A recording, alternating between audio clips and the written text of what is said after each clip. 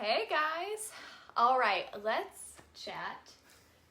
Respecting your spouse's boundaries when it comes to family and family functions. And usually this is in regards to in-laws. Because one thing that we've learned being married is that as much as my family gets on my nerves, they get on his nerves even more, and vice versa. I'm sure Robin's watching right now. Yeah. Getting ready to. That's my mom. So we have had to learn and are still learning what it looks like to respect each other's boundaries in that area. So we'll give you a little example. You want to share what happened when the first time you met my family? Yeah, I mean, Allison's family is kind of like the Tanner family, very touchy-feely and just, yeah, it's kind of sickening.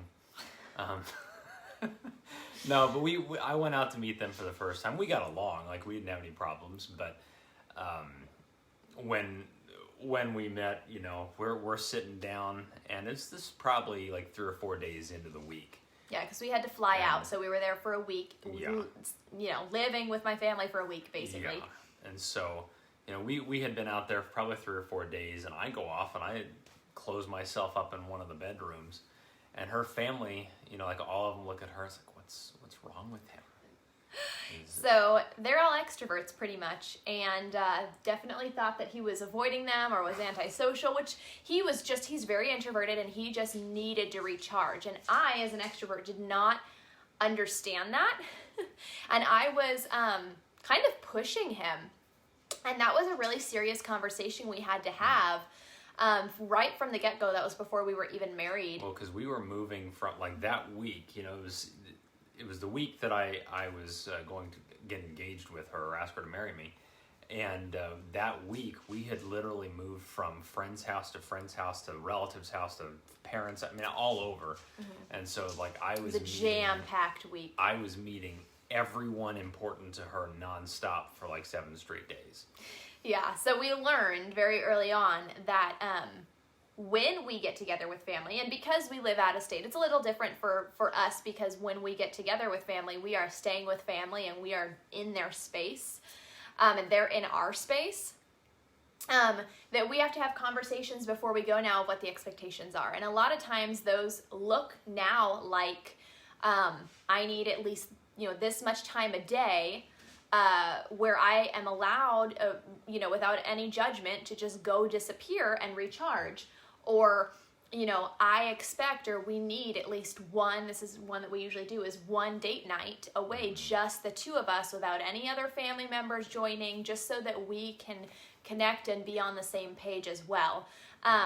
And as much as I love my family and I want to spend every waking moment with them, because I don't get a lot of time to spend with them, it's really important that I respect Ryan's boundaries, and that I, even if we're out somewhere, like at a friend's house, learn to pay attention to their cues.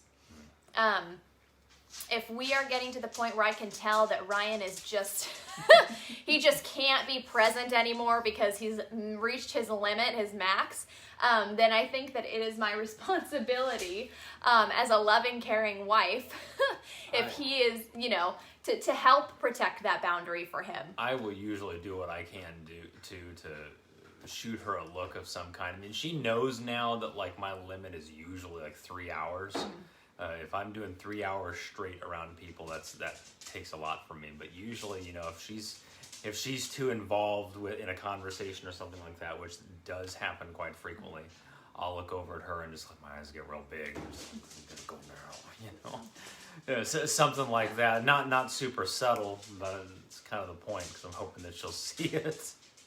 So all that to say that as we start into the holidays, where there tends to be a lot more family functions and a lot more obligations family-wise, just remember to have those conversations with your spouse and make sure you're on the same page, and that you are, again, helping protect each other's boundaries, because that is for your health, and that's for the health of your relationship and the health of your spouse. Well, yeah, I think that it's important to note, if your spouse is kind of crabby or irritable or whatever, oftentimes, especially during the holidays, that could be a reason why. You know, like going back to our time that week when I met your family, like I was getting kind of unpleasant to be around a few days in. Yeah. You didn't have to agree so quickly. Well, no, you were, but it wasn't Yeah. because he was mad at anybody or anything, but it was starting to come off that way because he was just so I was emotionally emotionally exhausted. Yeah. It was a relational exhaustion. And so, yeah, it was kind of like, if I don't get this time to myself, then what time I do spend with you or with your family is not going to be worthwhile. It's just going to be giving them a bad impression of me and of our relationship. Yeah. So there you have it. Yeah. And Clark's about to give us our cue. Yeah. All right. Until next time. See ya.